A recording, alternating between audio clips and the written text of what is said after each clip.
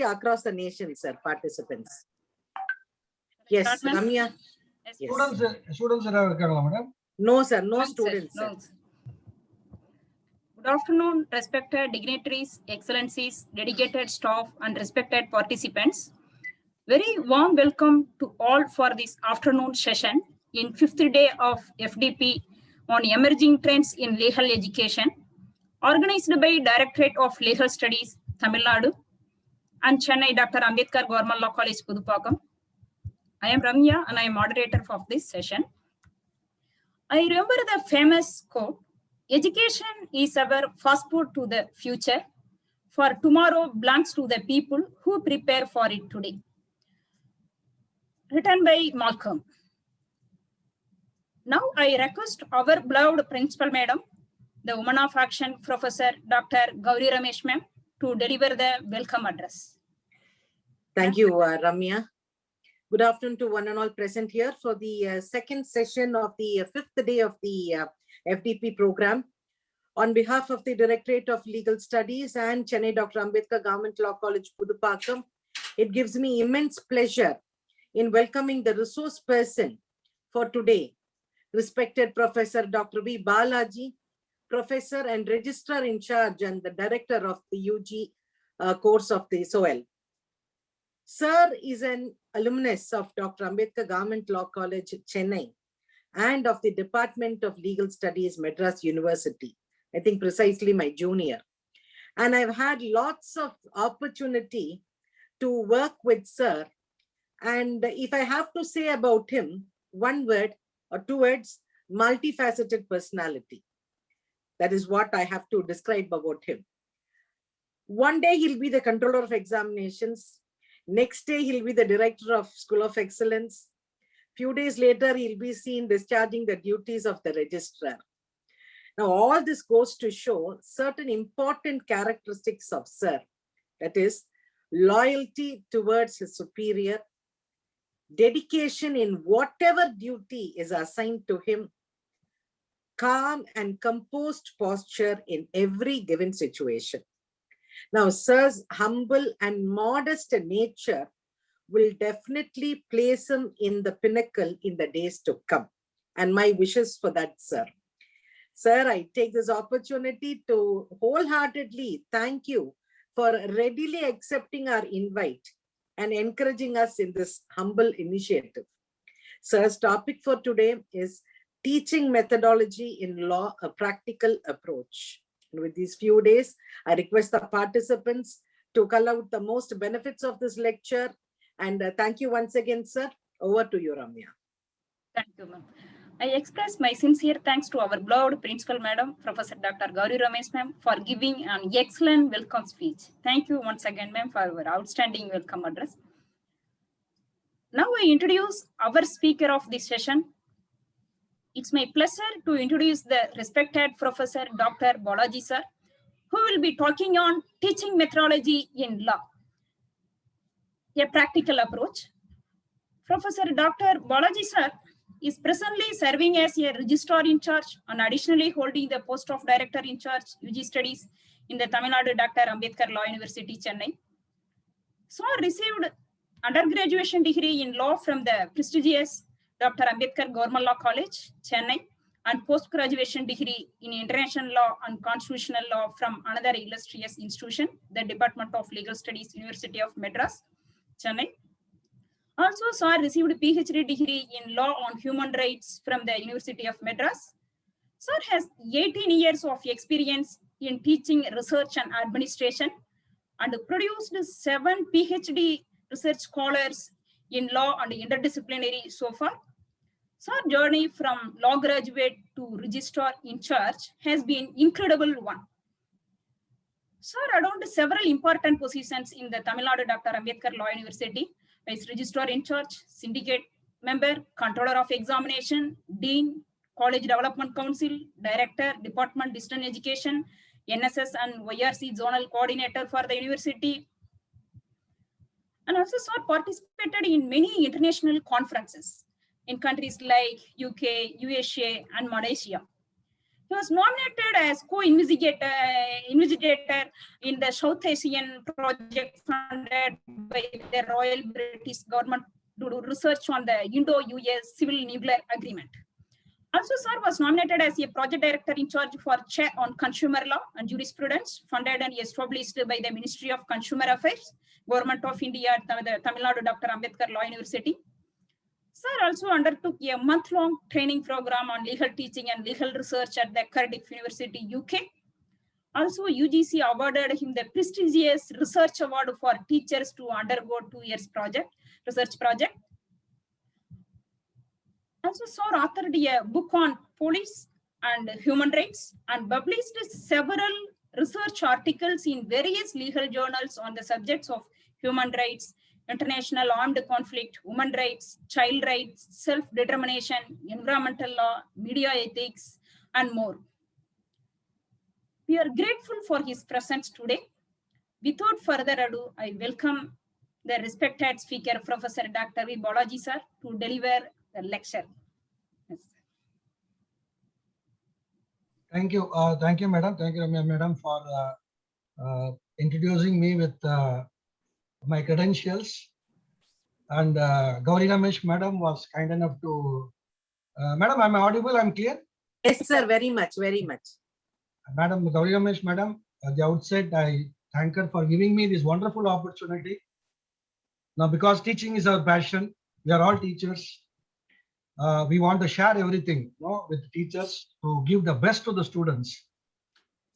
And hopefully, when Gauri Ramesh madam was telling me about the various positions I had, someone should not think that I'm not fit for anything. Likely in all the posts. So he's been running various posts until he's continuing or giving his best. Just on a lighter vein, madam, this is all an opportunity, a God-given blessings, and I dedicate, everything to the Almighty, my parents, and most importantly, Dr. Balu, my mentor, my godfather, who has picked me up from a dust, and he has made me what I am today. And of course, Professor Vanangamudi sir and various other faculty members, senior faculty members, have bloomed me in a point of time. And they have given several opportunities to me that I have been having and had a wonderful journey in this field of teaching. Now with this, I start my lecture, and let me share my the PPT.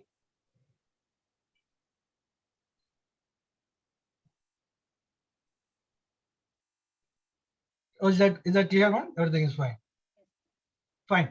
So the important thing in the title itself, that the teaching methodology in law, a practical approach. What I'm trying to give today, because of many reasons, but I personally believe the teacher's role is the toughest one, no doubt. It's an art. Moreover, it's very difficult to perform in certain occasions and environment. That is very important. So that if the environment goes a little bit better, that will be a difficult task. We have to put more effort. And teaching is a difficult one. Teaching in the post-lunch sessions is another difficult task. We all know, as a teachers, we all do. Now, another challenging task is the people have to listen from the other side after post-lunch session. Teaching is my part I can do, but others should also listen to this, that we have to see that they are awake and listening, not only hearing, just to listen what we are saying. And the most difficult task now it comes is teaching for teachers. Okay, so all the steps are here. I hope I try my level best to be with you, to to be along with you and share my experiences, what I have learned to this point of time. So my practical approach would be, first, for every teacher, there is a basic methodology. That methodology is the time has come that we have to rework on certain aspects. So that is what my point of direction in this thing today, just giving a roadmap, what I'm going to say. So the first approach would be that what is the basic teaching methodology in this point of time? I mean to the generation that what we are now teaching. Now in that there are two aspects that what you know, today it has become an online session, which has been going on because of the pandemic.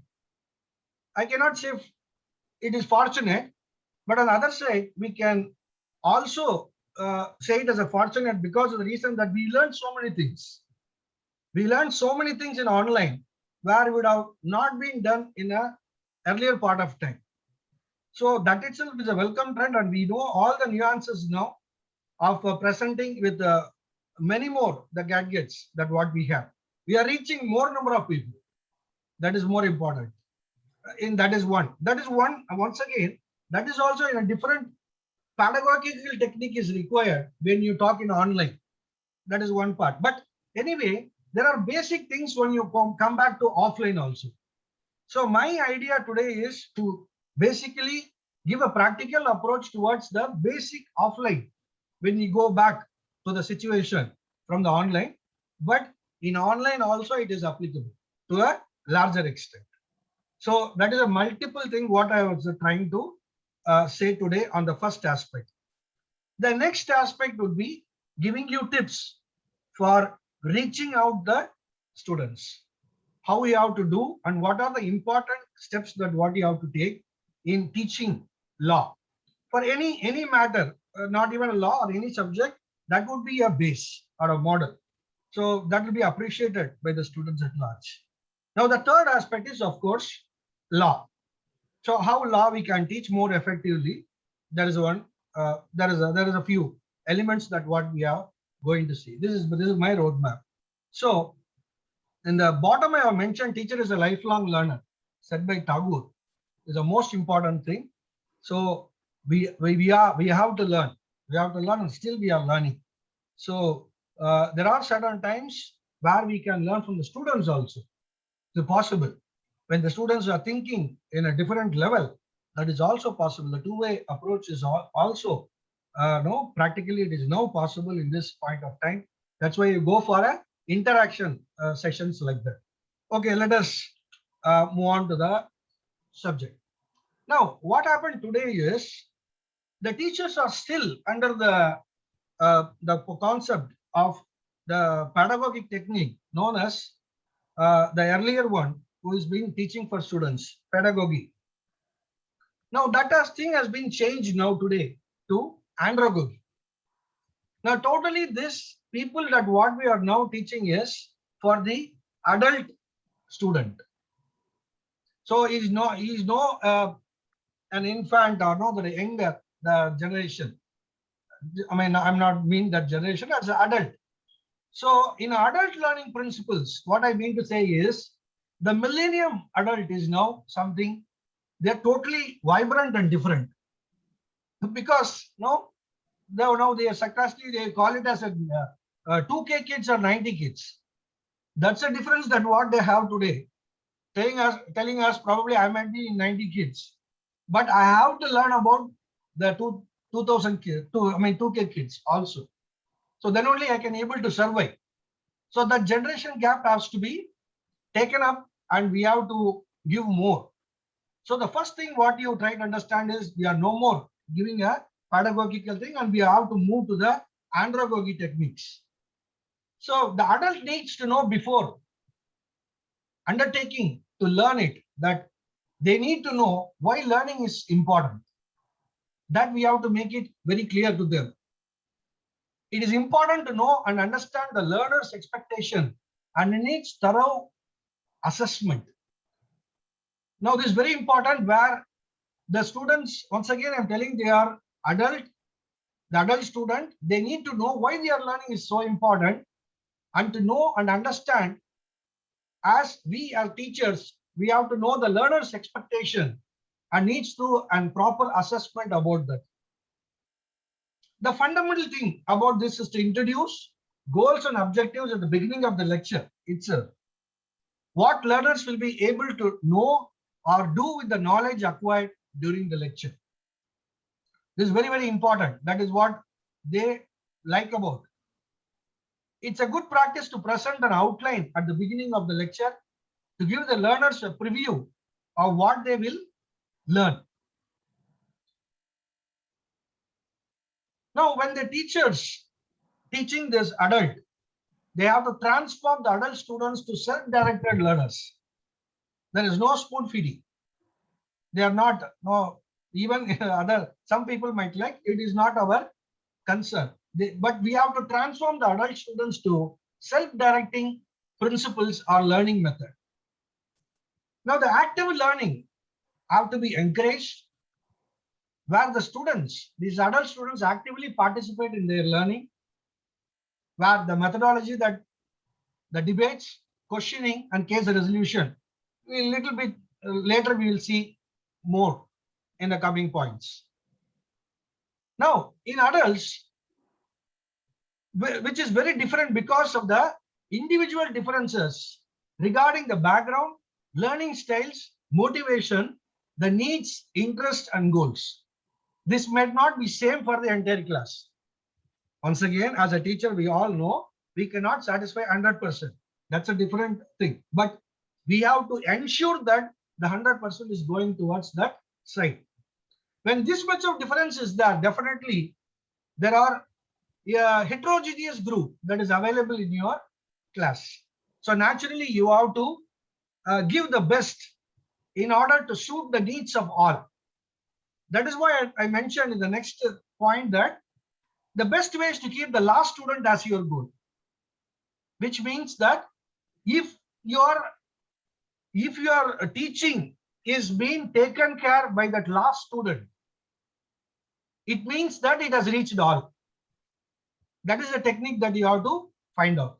So you have to set this particular important goal and to see that who is that person or the group of students where you have to address more. Now, the adult tend to develop biases and assumption, who is resistant to new ideas and alternative method of learning. Now, definitely this suggests, see, way back, I can just tell you an interesting factor. Even we, when we were small, we know the teachers. And the teachers, who was teaching the best, we still remember, because there are certain other things what we have come across in them, the good qualities. So that is the reason that why I was still remembering that, for so many other factors. Now the point here is, when that being the case, that a student or the adult in the class may not be same, in the sense that there is a slide which has been portraying that different animal characteristics are being given to these different animal, the students' characteristics, which go in saying, and that's what I said, even when we are students, we belong to the one of the category. If you imagine that what you are, definitely you will be one among them. Because the character, in fact, the study has been done, the research has been done. I could not able to get that slide. It's very important. If at all I get it in a point of time, I'll just circulate. Every student has a different character. Say, for example, a giraffe character will be given to some students who will be always want to stand ahead, like poking nose into asking questions. Then a character of monkey is also there, who will be mischievous, but he will be good at studies. Now there are other kind of, whatever you say, that the characteristics exactly fit into that. And that's what I'm telling. It's not only the students what we are addressing now. These students, when we used to be there in any one of the things what we have been fit into. That is one aspect. So it's very difficult, and the resistance will come from them, but we have to take it and we have to move forward. Now, this concept suggests that the inclusion of techniques of group discussions, the team teaching, debates, case method are the examples of techniques which students may evaluate, reflect, review their own experience in the light of what being taught. These are all the techniques to make the students, the adult students, to involve themselves. That's what I said. It's a self-directed learning, and active learning has to be inculcated to them. That is the most important element. Now, the learners, once again, in the andragogy, the learners need to have a clear goals and objectives of what they will achieve by the teaching intervention. I mean, the lecture method, normally that we have to mention the clear goals and objectives, that what they are going to achieve. Now, naturally, being an advocate, going to be advocate, now a student advocate, we have to tell them that what is your role in future. The significance of their role has to be made very clear to them in order for them to understand that why the lecture has been taught to them. Now, the content should be so that relevant and useful for the learners real. In a real life situation. Now, this is very, very important. That's what I meant there. Now, the content, of course, we are studying law and the act and so many things. Now, normally what they do is, what I teach is normally when I say about the constitution or any law for the purpose, I used to tell them that, see, don't listen as in the capacity of the student, listen as in the capacity of a citizen or a victim or a person that whom it belongs to. Now that is, then they will understand that what is the significance of that particular study. See, unless there will be some example, they say that you only know that where the shoe pinches. So unless until where you are actually no need to learn. Now that aspect has to be very much relevant and useful for the learner's real life. So when I used to say this to these people, once again, the adult student, I have to tell them how important he is and why this content is so relevant and why it is so useful. Say, for example, when I teach this constitutional law, I would have told them that, see, the role of advocate is not simply that what you think. It is not simply that what you imagine at this point of time, but it's going to be a greater one in a point of time when you know, when you become an advocate. So now itself learn that how bigger you are, and you can learn very, very useful things. I told them very specifically about the Kesavananda Bharati case and ask about the basic chapter, everything they say. But interestingly, I will ask the question now, in the who brought in the concept of basic structure? Who brought in the concept of basic structure? Then they will try to think about, and the process will go on. So at the end, I will explain all things and I tell them that it is an advocate you brought before the court of law. It is an advocate who brought before the court of law. It's not so simple. So this case is so important that our rights and remedies from the Kesavananda Bharati point of time to till this point of time has been surveyed because of that one particular advocate who made his mark on mentioning about the basic structure doctrine. Now that he has researched, that's another thing what we used to say. But anyway, the understanding is for the students to give that his role is something big. It's not that simple as they think that they go argue and come. It's much more than, see, they are molding the society itself. Then I tell him that, see, if the Kesavananda Bharati case is not there, what would be your and my future, and what would be yours and myself's freedom? So that's a thought-provoking things in adult where they will come and join us into our system, into our group. Then it's very easy for them to transform into whatever that active learning, other things. So the next I mentioned the teacher's role changes from being a transmitter of knowledge to a facilitator. Now I just remember one more thing also. In many cases, the students obviously would not know, for some reasons, they will used to have some kind of understanding reading the books that this is what happens. In any class, if I go and ask for a students who have completed constitutional law, I will ask a simple question saying that who actually won the case in Maneka Gandhi, this is Union of India. Who actually won the case? Then immediately, almost 99%, I believe, from this, even to this point of time, they go by saying that it's Maneka Gandhi who won the case.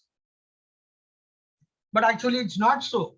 We know that actually she has, it was a technical thing, what has been brought before, and she has not won because the authorities has given a fresh notice, and they have impounded the confiscated the passport, other things. But what is the real thing happened was about Article 21, the right to life. That is the concept which has come, and right to life is not a bare minimum existence, but living with dignity. Okay, that ratio has been totally taken away, and these people or students might think that this is what happened and she won the case. No, that is not the truth. So this, once again, these are all to be clarified to the students at any point of time. Now, the teacher's role in changing being a transmitter of a knowledge to the facilitator that assists the students in their own learning, provides relevance to the contents, offer examples of application to practice, invites reflection, motivates and help to provide significant meaning to the new knowledge. The concept of seed generation, the germination that what I mentioned is nothing but very, very simple. This adult learning is something very easy, but it has to be made in certain ways and methods. For example, what will you do for the germination of seed? That's what they used to say. So sow the seed, and whether we will be, then after that, whether we will ask the seed to grow on its own, whether we tell the seed to grow on its own, or whether we will thread the seed to please grow, or else I won't water you or something. No, this is all immaterial. What you have to do is the facilitator role. The facilitator role is see that the environment is good and loosen the soil and give some manure and feed with water. This is what the facilitator's role is. So that is what you have to do as a facilitator to assist the students in their own learning. That's what it provides relevance to the content, offers examples. These are all the facility that what you are trying to give to the students to know for active learning. Now, the next aspect is out-of-box thinking. This is a wonderful situation. That's what I told you. Now the generation is very quick to understand several things. They are tech savvy in so many ways. Even when you are trying to take the class, and if you are going wrong, they will easily identify because they know with the mobile, they will easily understand what the concept you have been talking about. I will come to the point of using the mobile in classes in a later point of time. Now, as of now, I'm trying to say that the students are so smart, some students, that they go even before us, they go, they study, they learn, and they come with the good questions. So we have to be very alert and careful, and we have to make ourselves update with so many things. Now, the out-of-box thinking is also another important element that has to be taught to the students, particularly in the case of law. Now, I mentioned here sometimes pessimism leads to optimism is an interesting factor. Say, for example, I used to ask them, what would you call a person who invented an aircraft? The Wright brothers, who invented the aircraft, whether they are pessimistic or optimistic. So the answer naturally would be they're optimistic, sir, definitely. Then I will ask another question. Who is the person who invented the parachute? Whether he's a pessimistic or optimistic. Okay, naturally the thinking process now comes within him, and he'll be wondering that what to say. That is what I try to mean, that sometimes the pessimism leads to optimism. Now, these are all, this paradoxical and other things are also happening in under law. That's an important, or interesting fact that we have to tell to the students also. Now, here I have to mention another interesting one. Just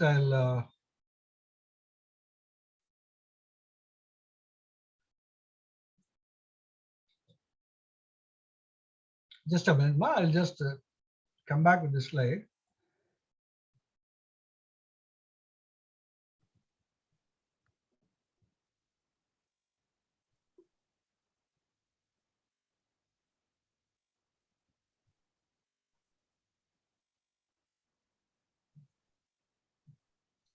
I think I can show it from here. I can see the dots. Yes, sir. Visible, sir. Yes. Yes, Now, sir. I used to say to the students, even a research methodology and other cases, this is an interesting one. I used to tell to the students it's a practical thing. Now, my idea is to connect, or I give a practical thing to you, an experimentation or exercise that you have to connect all these 9 dots with 4 strokes. The rule is 4 strokes without taking your hand. You have to collect all the dots with 4 strokes only and without taking your hand. I'll give 15 seconds for you. You all can just think about that, or some people might know. I'm not exaggerating myself, but some people might have known and no internet or other gadgets to be used. And just if anybody could have done that, fine. I appreciate that. Now I will tell them that this is what exactly happened. Now what happened is, when I told them about the 9 dots, psychologically their minds fix on this 9 dots within the parameter of 9 dots. They are thinking in so many other ways and means in which they can able to connect it. But actually how to connect is something very interesting that I will come now. The first point is here, the first stroke from down somewhere below, not within the dots. So I have reached that one. The second stage, without taking my hand, goes like this. That goes out of the parameter, out of the framework of the 9 dots. And the third one, without taking my hands, also connecting the dots. And the fourth one, once again, completes the whole strokes. Now, what is important here is, you have to see these blue dots. The blue dots are not somewhere near the 9 dots. It is something totally out. So which means thinking out of the box or learning, where in law the solution lies outside the framework also. This example applies in every part of our life, including law. That's what I mentioned. When the public interest litigation that comes in, when it came, nobody thought that the solution that would be laid outside the parameter of law. No, totally. Say for example, or activism or anything. If the judges are being, or the law, if it has been seen within the parameters of the 4 corners of law, is what has been recommended. But when the solution goes outside, it lies outside, it gives some positive measures also. That is a welfare measure what has been done through pill. The solution actually lied outside the parameter of law. So a new law that has come out. Now this is what exactly happened. Whenever I just used to say the students, see what happened is, in US, you know that very well. Yeah, the law. I mean, your judges can come from the bar. No, otherwise, anybody in any walk of life can become a judge if he is a jurist, or otherwise that can be appointed. Now there are 2 sets of judges now in US. One is who has come from the bar with the proper approach of law. The other one is from the different walks of life. Now they made analysis at the point of time in US. They found out that whose judgments are valuable and was so strong and can able to withstand in the society and giving more weightage to the society and the welfare has been happened. It was stunned. They could able to see that the judges who have come from the different walks of life, their judgment is having far-reaching consequences in the societies rather than the one who has come from this point. Now, I'm not coming to the debate or discussion that whether this judge is good or that this is, but what we are thinking is a solution. It's an apt solution. From there, they found out that the judges who have come from a different walks of life has gone beyond the law to search for justice and the welfare. That is what this 9 dot principle is also being able to give. From here, I just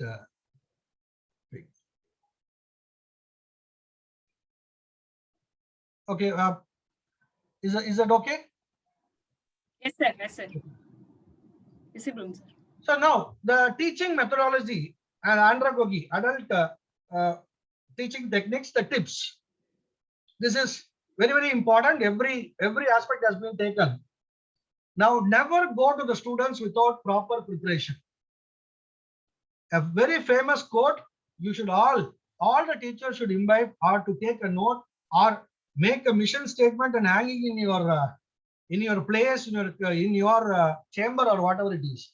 If you fail to prepare, then prepare to fail.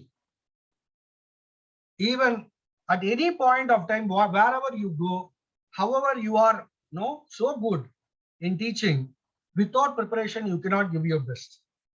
Even I have to prepare a lot for this.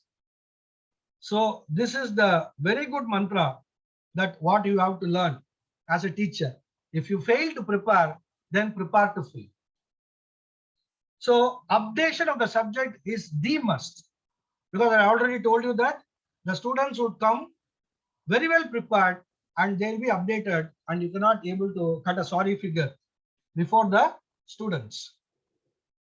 Now, the entry behavior is something, a concept which you should take into consideration. Of course, it is having relevancy in the first few classes, and after which you cannot or you need not. So the entry behavior is nothing but to understand how far they know about the subject matter. See, normally in a big, wherever if you see that a big speaker who comes, a trained speaker who comes and talks before the crowd, they will check the entry behavior. Even before they come, they will ask that who are the participants, what are the types of participants they are, and what is their educational level, and so many things they will check, and they find out the entry behavior and they will prepare accordingly. See, for example, if I go to the 5-year course, my approach would be different in teaching. But when I go to the 3-year course, my approach would be different. Because they have completed a degree, they are having some kind of knowledge about certain aspects. So with the 3-year course, I will check the entry behavior, and then only I can able to give the best to the students. Now, seeing is believing is another concept, where why online classes are so successful. Because in the students, the eye retention capacity is more powerful.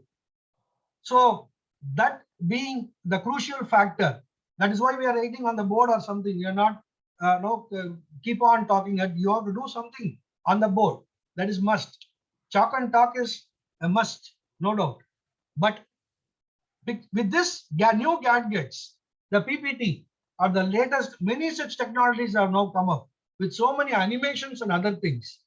Which is a point of quiz. Presenting quiz also has come. It's very easy for you now on an online stage to retain the students' attention for a long time.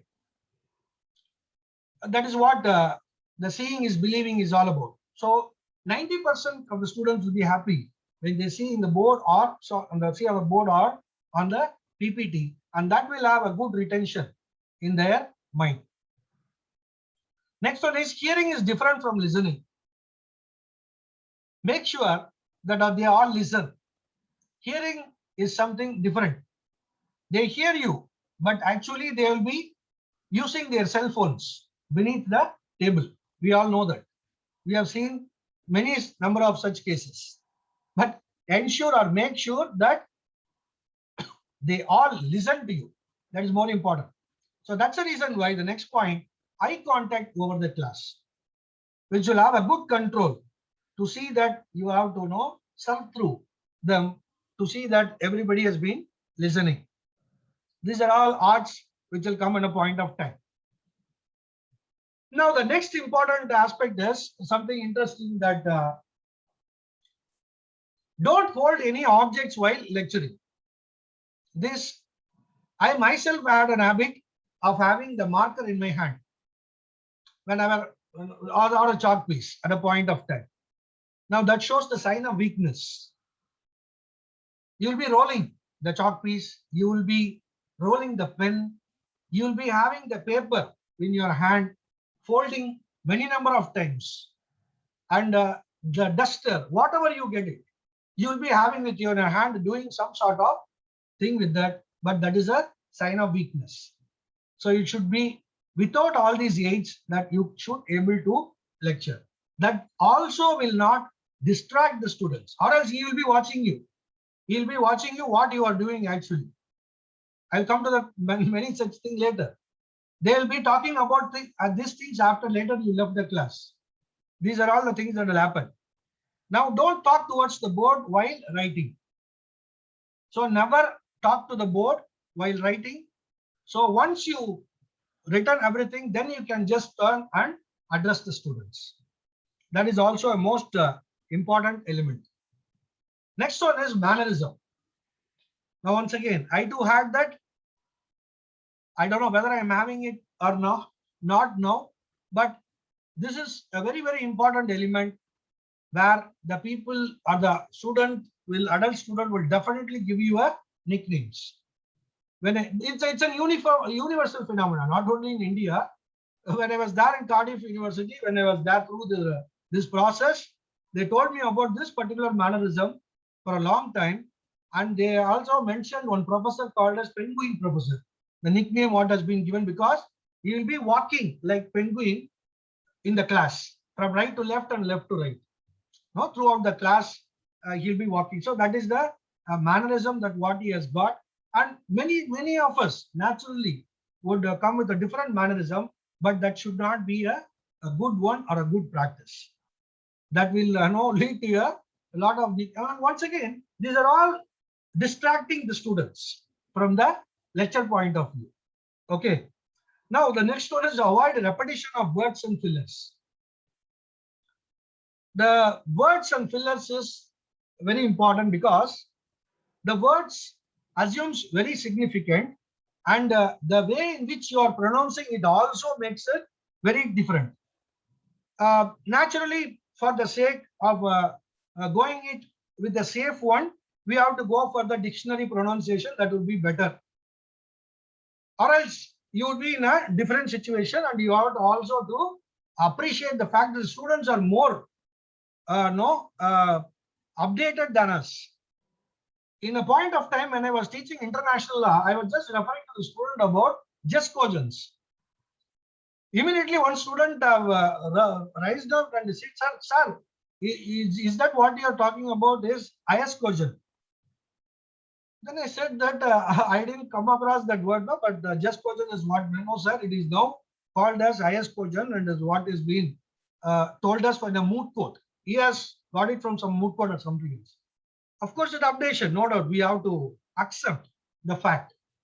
Okay, there are certain learning that we have to make it for the students also. No, that's what I said, that you have to update very quickly rather than that of the students. You should always ahead. That is one kind of thing. But the words and fillers, no, the students will try to create mockery on you with the words that what you have spoken with a different accent or so. And the fillers are killers. Naturally, the fillers will be the killers because you have to be very careful that these fillers will make themselves to bet on it. They will be literally playing with that also. They will actually tell that, sir, today will be going to tell the word actually or basically or at least 10 times or 20 times. So they will be listening this only. They will be writing it on notes also down there. This play game will also go around if you use fillers extensively. The fillers that I quoted is all right, well, actually, basically, seriously, you see, I mean, etc., etc., etc. is all certain, etc. itself has become a filler now. No, that is a situation it does come. But we have to be very careful once again that you have to take those parts and be focused, be clear on what you are trying to say. Now the next one is maintain timings. The planning is very important, for which the lecture structure is a must. You have to make it very concrete, very clear, and you have to be sure that the lecture structure is apt, relevant, and I mean to say that if you take the whole module, the subject has to be parted into modules, and each module has certain units, and each unit has to be taught within the certain point of time. This flow has to come very gradually, and it has to be structured in such a way that within the point of time you have to complete it. Now the introduction of the subject is a must, what I told you, where the significance of the subject, his role as an advocate has to be made it very clear. That will be more interesting if he knows that what is his role and why this subject has been taught. See, that is why the reason that most of the students might be totally upset, and they try to say this subject is bored, this subject is bored. None of the subject is bored. It's only the way in which we teach depends on whether it is boring or not. So that you have to make it very clear, and every subject has certain significance, and that you have to enlighten them, and his role in that has to be very specific. Now each class make sure that there should be an opening remarks and ending remarks, and between that you will be having so many things. But at last you have to have a recap of the whole thing. So on the end of the class, you should quickly recap, like what they used to say in the news, like that, தலைப்பு செய்திகள் முதல்ல சொல்லுவாங்க, லாஸ்ட்ல எண்ட்ல சொல்லுவாங்க. So that is very, very important aspect. And one more thing that I have not mentioned over here is you have to make the recap of the earlier session, what you have taught, when you come to the new class, the next class. That is very, very important for the continuation of the classes.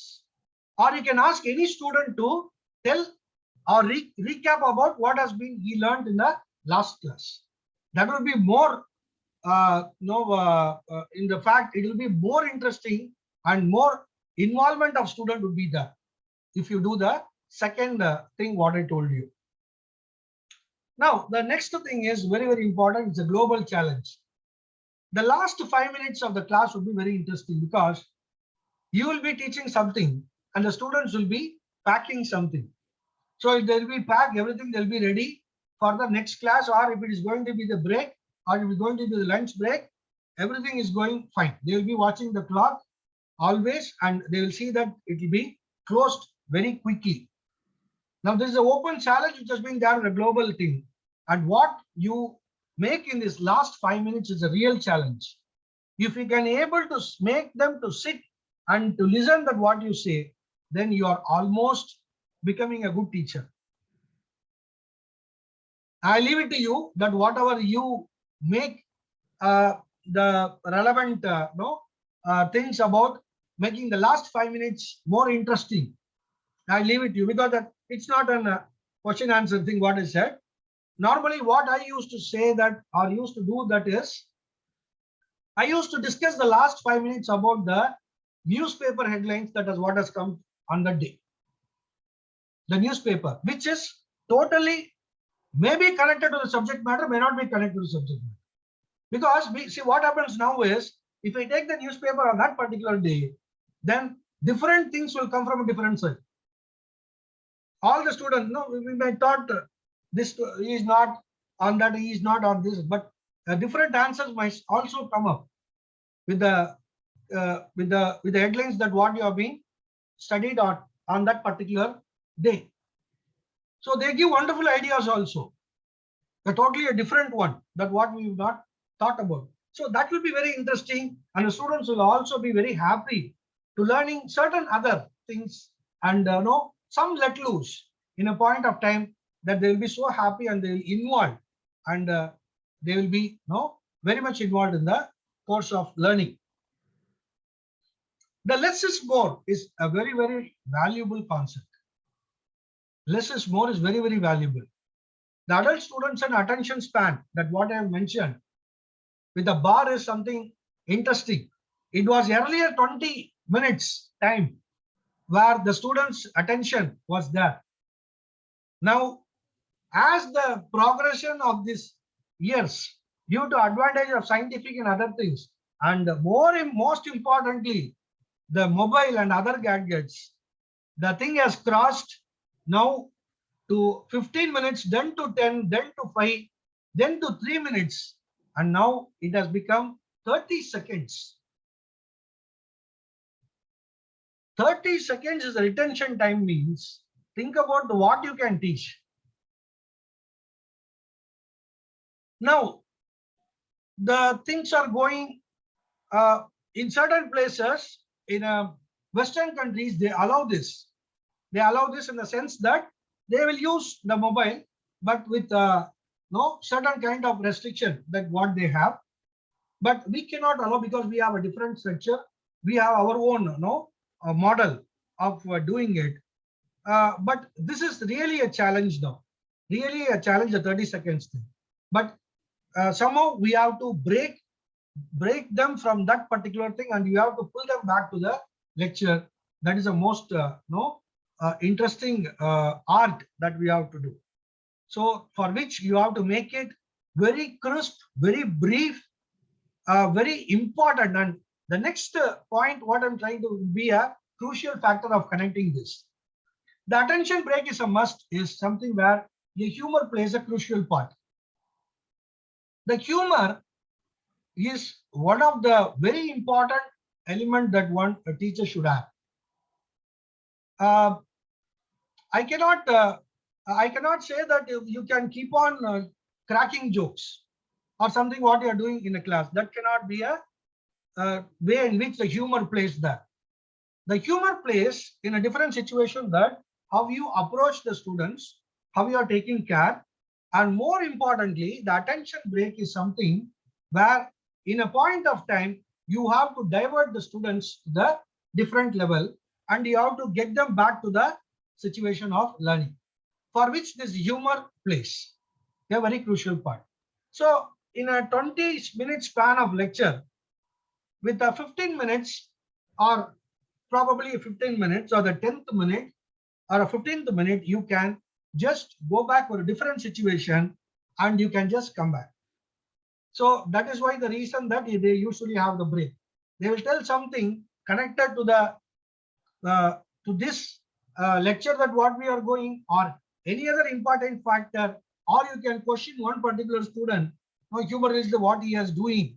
Something to see the break, the monotonous lecture, and the students would be relieved from that thing. And of course, that should be very short span of time. Then they have to come back to the situation. Then they have to come back to the active learning process, for which this attention break is a must, and the humor plays a very, very crucial role on that. The visual distraction is also the same, where in the PPT, that what I have mentioned, no, something should be there in the middle that should see that their distraction has been something different and they have to come back. This will make the mind fresh and they will be concentrating more on the lecture that what you are going to teach. That is the reason why the blending mode of teaching is always preferable. Chalk and talk method is the best one, no doubt about that. But nowadays it is not so. You have to go to different forms, different blending modes that you have to, so that to make them vibrant and also to involve them in the learning process. So PPT is one such thing. PPT with animation is one such thing. Video of your lecture is also another fact of visible distraction. And another aspect is group discussion. Another aspect is team teaching. So many ways and means in which you can end this monotonous thing and you can give a variety to the students. So you'll be happy to learn that when the method changes, you'll be in fact sailing along with us. Now here, specifically we have been coming to the law subject as such. Law, as I told you, is a very, very interesting subject, because as I told you, that is a living document in the society. It's having the direct nexus to the society where it molds the society and having so many kind of interactions with the society. So it is an interesting subject to teach if you have more things to say about how these things have been developing in the society and so on. Another interesting factor why law is so interesting is about interpretation. Okay, so in law only this happens. Very interestingly, for one question you have more number of answers. Sometimes more questions, there can be only one answer. It's also possible in the case of interpretation. That's why I used to say to the students, for understanding the interpretation of statutes, I would like to say that, see, I make this statement, I always lie. This is a statement I'm making, I always lie. Tell me that whether this is true or false.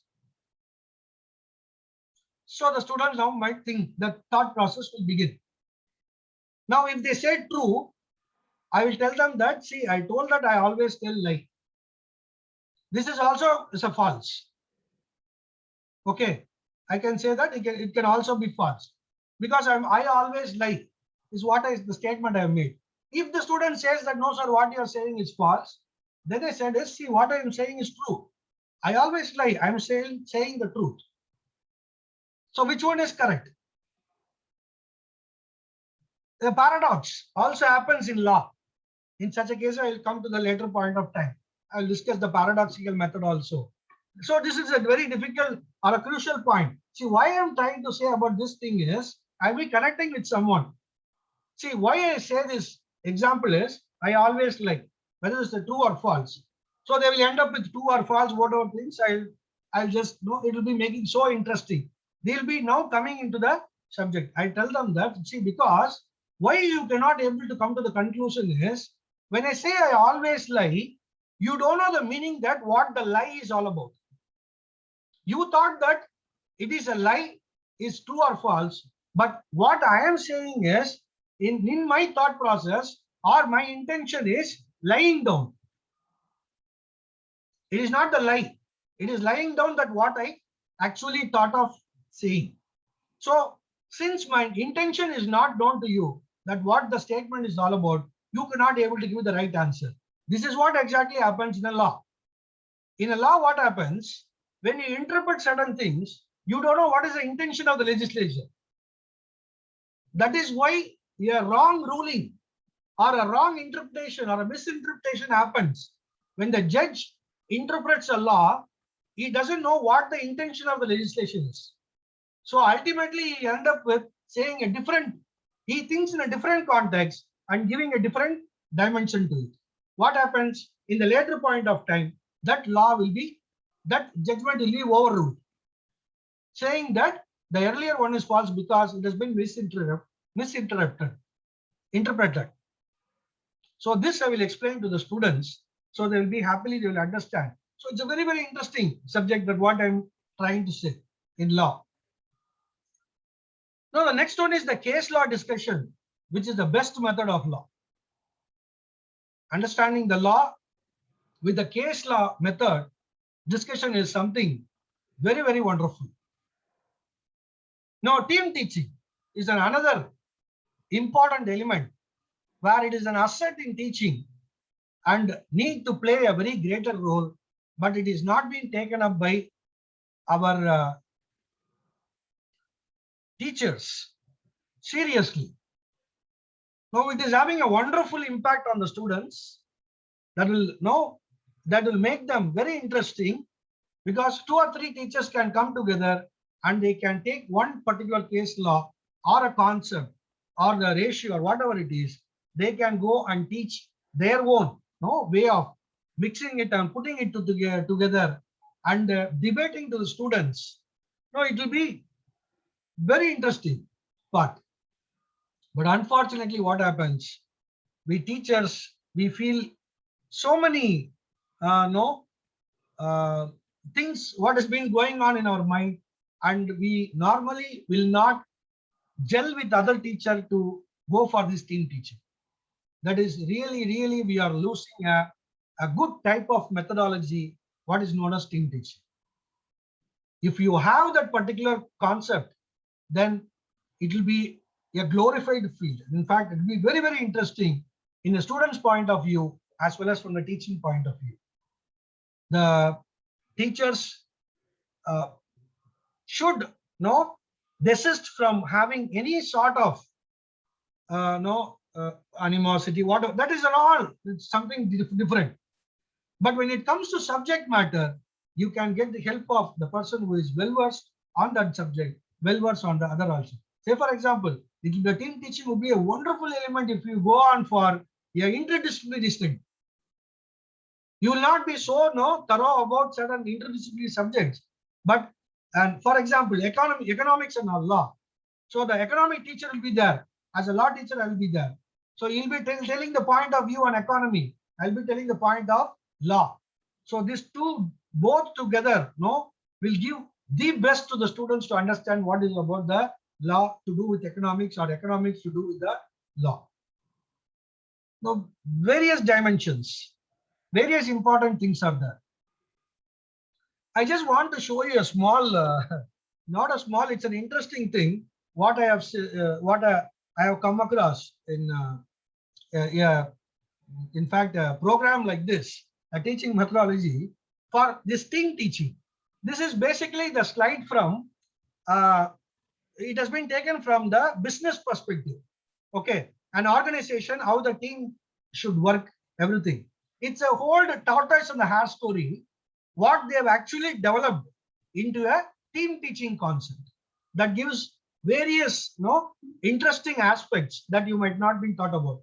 But some of you might have seen this, I don't know, but for the benefit of all, I just play this for the time being, just to recap as well as I do have some kind of break.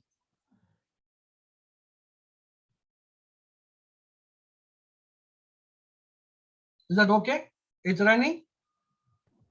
Okay, sir. Yeah, you can have a watch about this. I'll come back quickly.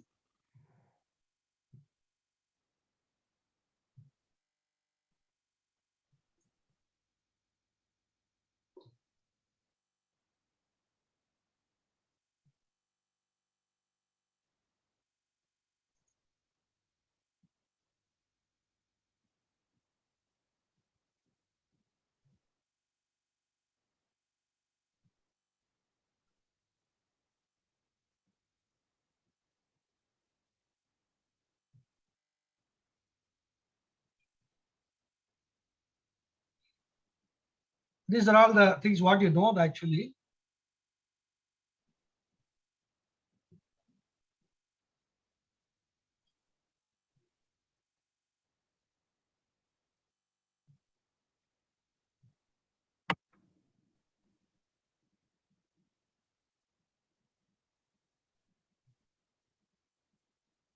So that is doing some introspection. So we now challenge the another race.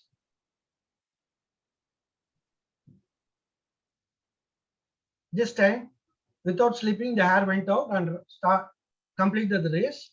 He wanted several miles.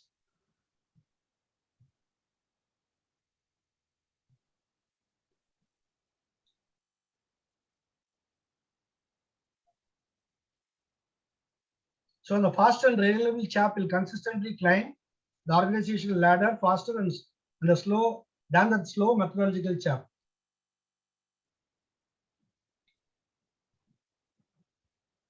It's good to be slow and steady, but it's better to be fast and reliable. It doesn't end there. The tortoise now becomes thinking something. Introspection once again. So now another race with a different route. So without knowing that, the hare agrees.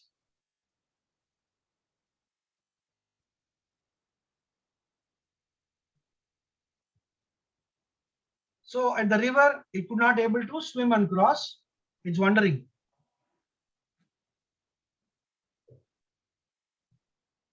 The tortoise now reached the other part while swimming. The moral, core competency, challenge the playing field and suit your core competency.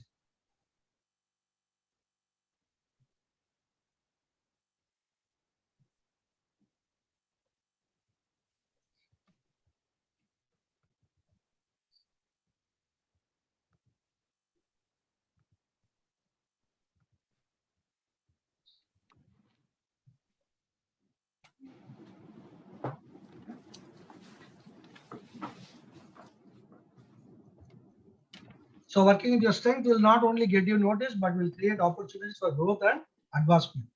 Your publication, other things. You have to relate it to, that's all. Ended. Now this comes the important part. Now they become friends, both realized.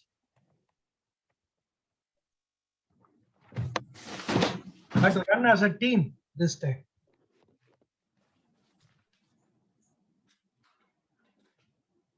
So the hare carrying the tortoise till the river reaches, and from there the tortoise carries the hare.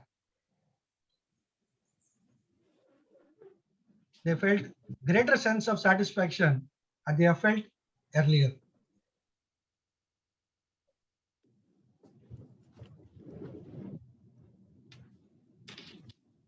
It's good to be individually brilliant or have a strong core competence, but unless you are able to work in a team, harness each other's core competency, you always perform a below par, because there will always be situations at which you will do poorly and someone else will do well.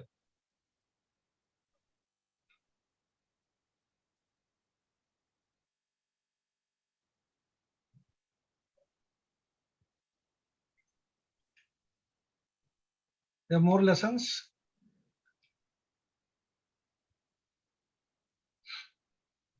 They are not given up their failures. They have decided to have a maximum efforts. The tortoise changed the strategy.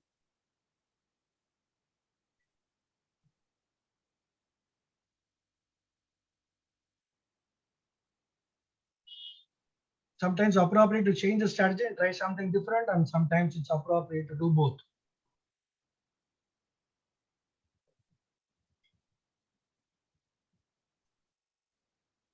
This is very important. When we stop competing against a rival and instead start competing against a situation, we perform far better.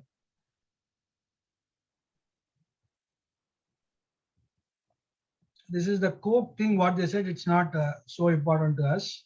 I'll just skip the thing. So to sum up, never give up when faced with failure.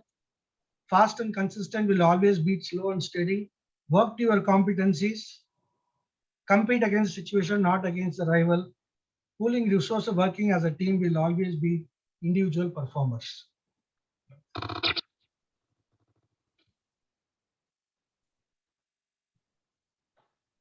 Okay. Am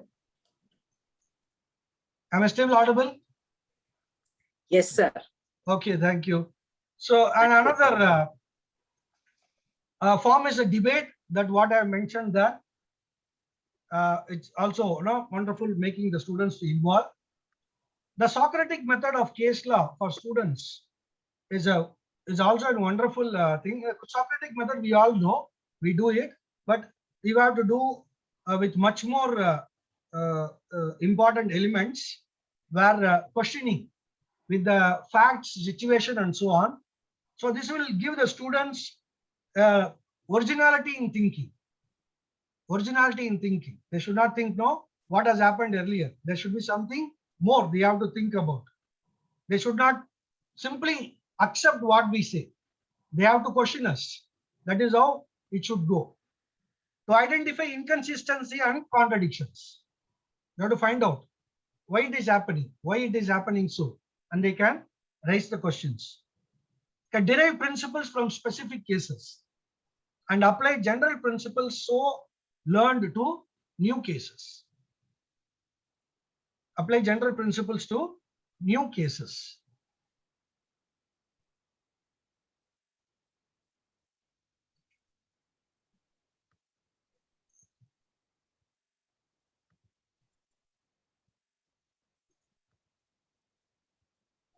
Yeah. Questions can be asked on facts of the cases, issues involved, reasoning or find out the ratio of the case laws, legal principles involved, reference to other cases, applying principles to hypothetical cases, and so on. And please remember one thing, when you ask to study the students about a case law, you make sure that if it's going to be a landmark judgment with the higher benches or the higher number of fora, make sure they should read the full judgment, in the sense the dissenting judgments also. The dissenting judgments is so important that they can able to get a much broader meaning of law or their implications.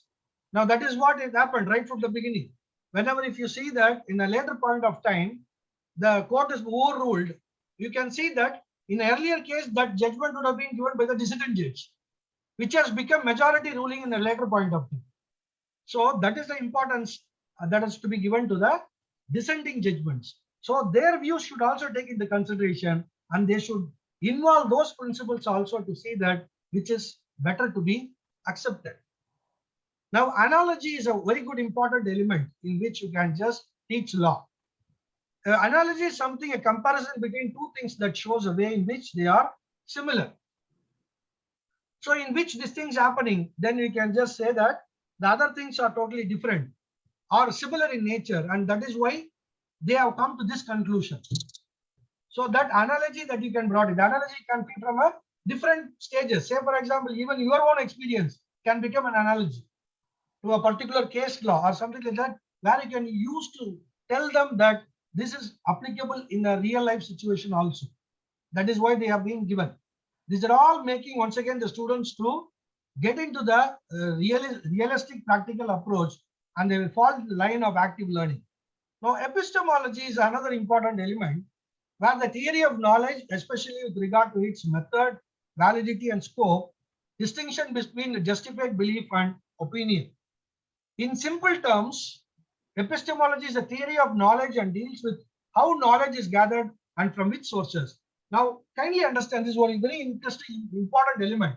What happened is, in every point, if you can say that epistemology becomes a very important, because you have to tell them that the particular concept or the principle or the doctrine, where actually it has come from, what is its basic idea or the principle which has been involved, which means that you have to trace the history of those things with the facts and figures.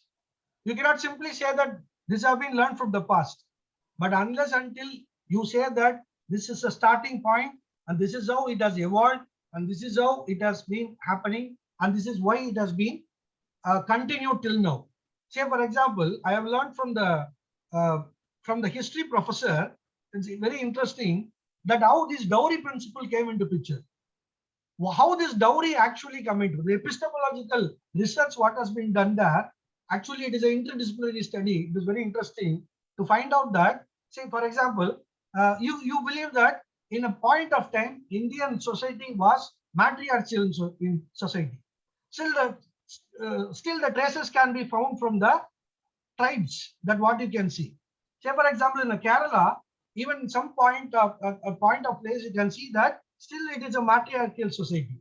The woman who is a breadwinner, and the other way around, the patriarchal. Now I'm coming to the exact point. What happened is, at the point where it was matriarchal, every property belongs to a woman. If a man marries a girl from that particular family, the part of the property will go along with the woman to her, along when she goes with the family. Okay, when she gets married, the property what she has inherited from her place, because of the matriarchal position, she will get it along and she will go with the husband and live. This is what the starting point, and everything, it has happened.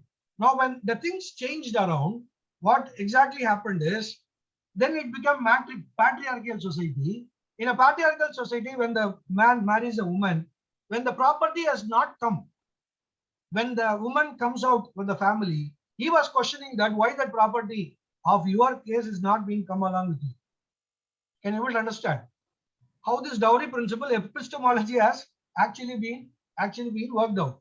So earlier it was matriarchal society where the woman has got the element of the property, which was vanished in a point where it has become patriarchal. So now the male dominates in the sense that in an earlier point of time, you brought all the property, and why not? You bring all the property that what belongs to you. That is how the thing began, and it has become a concept of dowry. And now you see the concept of dowry, the dowry deaths or the related activities in the society. So the epistemologists stated what the theory of knowledge. So they have to, in law, you have to exactly tell them that why it has happened so. That is why I used to tell, in certain cases, what happens is people blindly believe certain things due to opinions and the thing what has been happened earlier point of time. They won't go to epistemological thing and find out what happened really. They will blindly follow the entire thing and they will do it so. That is why I used to tell the students about this concept. I mentioned the window cover. You can see the word which has been mentioned. Now I'll ask the students, you know that window cover is all about. A window cover is nothing but a envelope with a transparent point, no, where you can visibly see that what is there inside. Now I will ask them, what is the purpose of this window cover? I leave it to you also, but some might have know about this in earlier point of time. But I used to ask this question. Almost 99% 100 people say that it is only to show the address of the addressee. To show that it is the address of the addressee which is being there, and once you put that, the postman is easy for them to do. But actually it's not so. It is a British policy which has been brought in this window cover.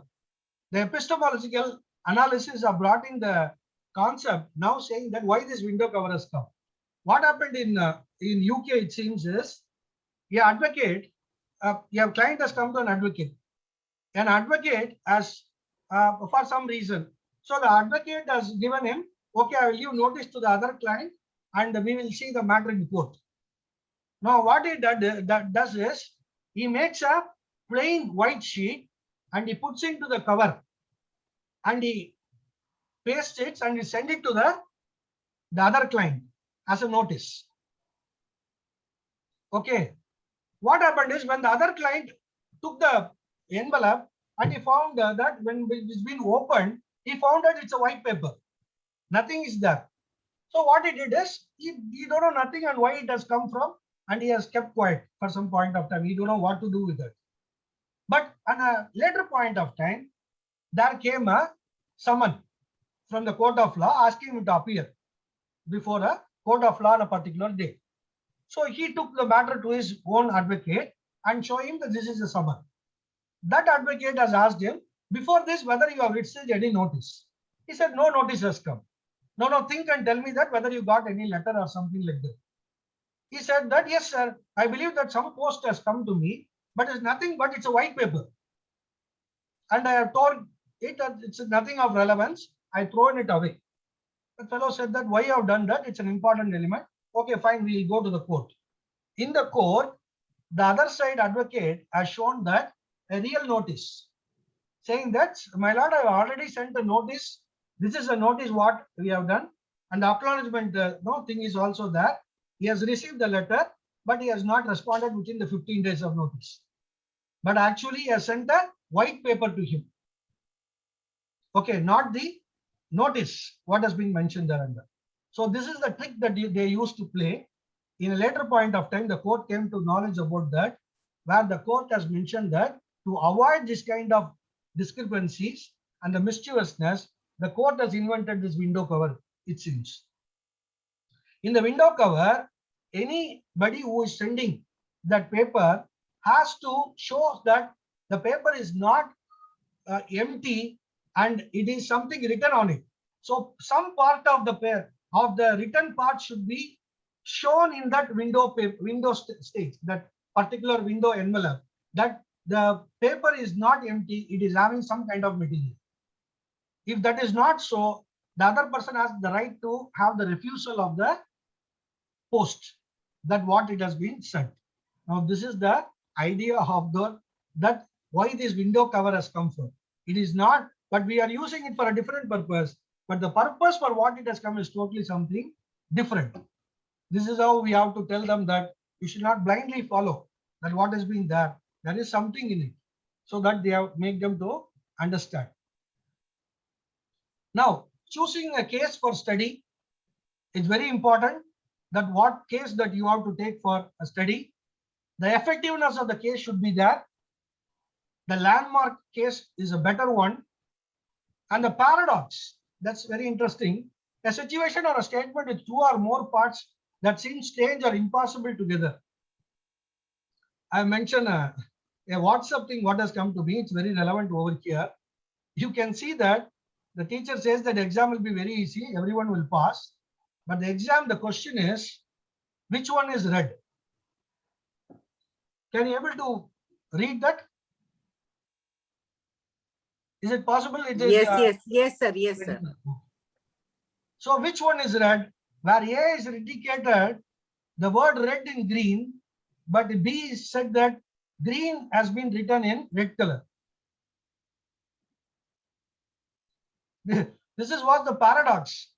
I'm just giving a glimpse of it to know about what this paradoxical situation might have. That should be the stage where they have to find out that this is consistency would be there with the law, and they can able to find out that the paradox still exists in this particular case law, and they have to analyze and they have to come up with a new one.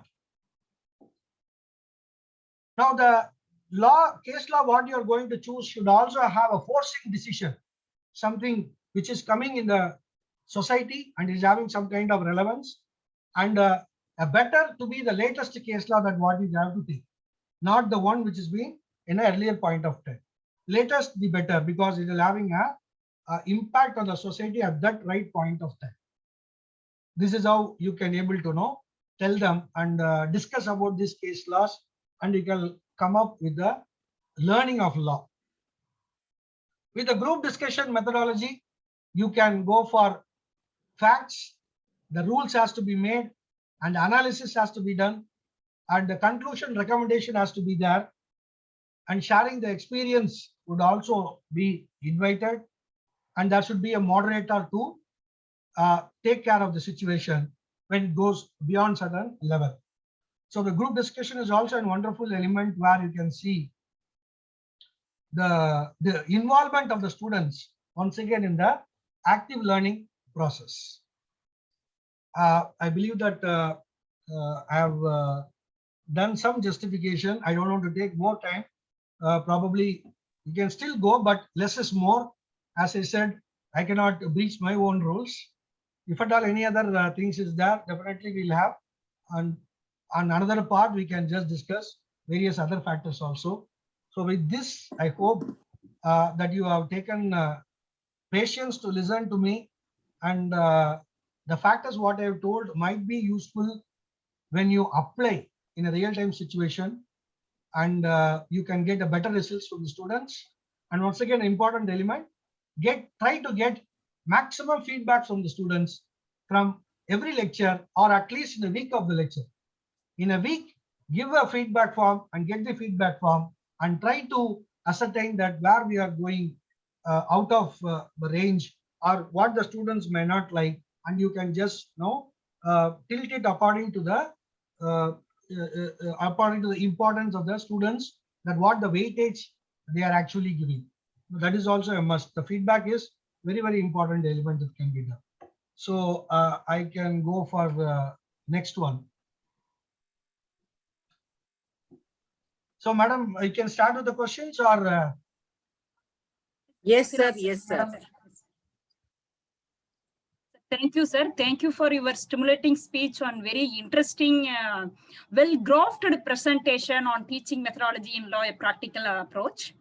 Thank you so much, sir, for your sparing your valuable time and experience with us.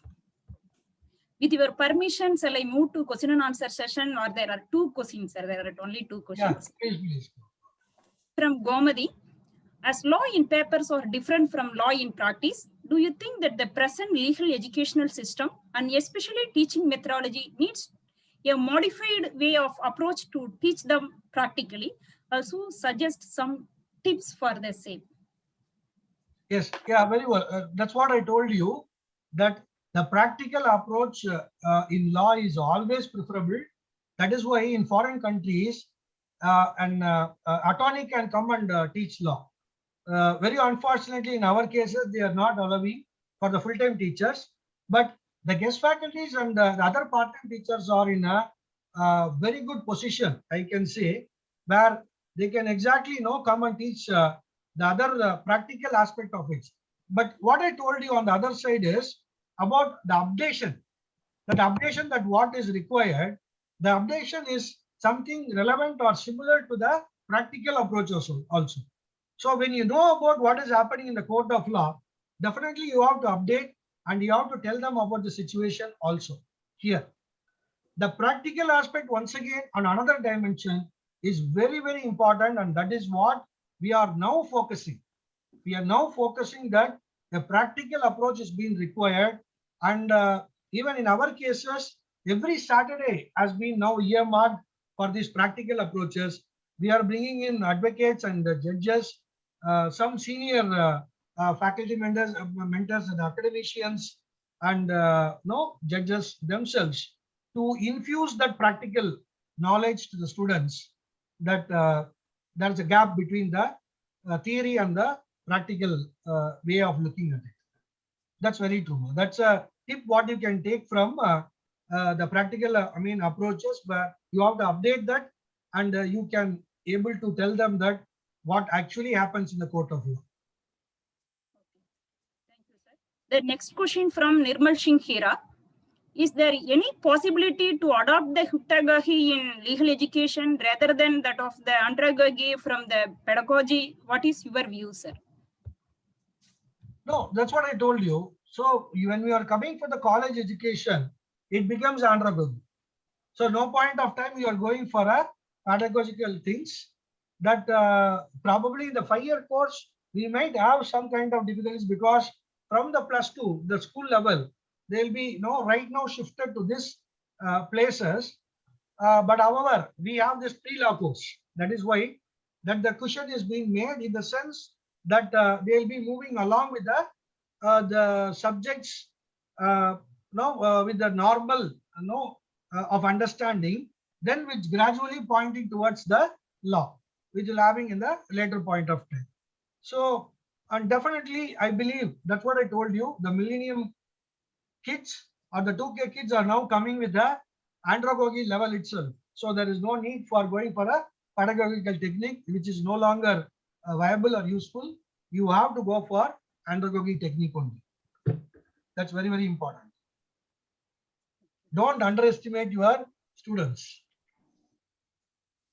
Thank you, sir. Thank you very much, sir, for answering all the questions.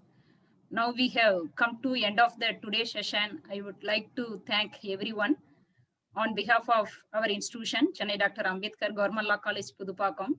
It's my privilege to express my sincere thank our respected speaker, the dynamo and energetic person, Professor Dr. V. Balaji, sir, for spending precious time with us. Thank you very much, sir. I wish to extend my thanks all principals of various law colleges and professors of the Tamil Nadu Dr. Ambedkar Law University for participating in the event. I also wish to express my sincere thanks our beloved principal madam and convener of the faculty development program, Professor Dr. Gauri Ramesh ma'am, for providing encourage and continuous support. Also, I would like to express sincere thanks to our team members and all faculties of Chennai Dr. Government Law College, Pudupakkam for their excellent support. Finally, my sincere thanks to all the participants for making this session a great success. The mind once enlightened cannot become dark, said by Thomas Paine. With this quote, we conclude today's session. Thanks everyone for making this event successful. Thank you, sir. Thank you. Thank you, sir. Wonderful session. Thank you for giving this opportunity. Thank you, sir. A very differential approach to the hare and tortoise story, sir. Yes, madam. I made a point to be, circulated. Yes, sir. Thank you so much, sir. Once again. Thank you. Yes, thank you, sir. Thank you.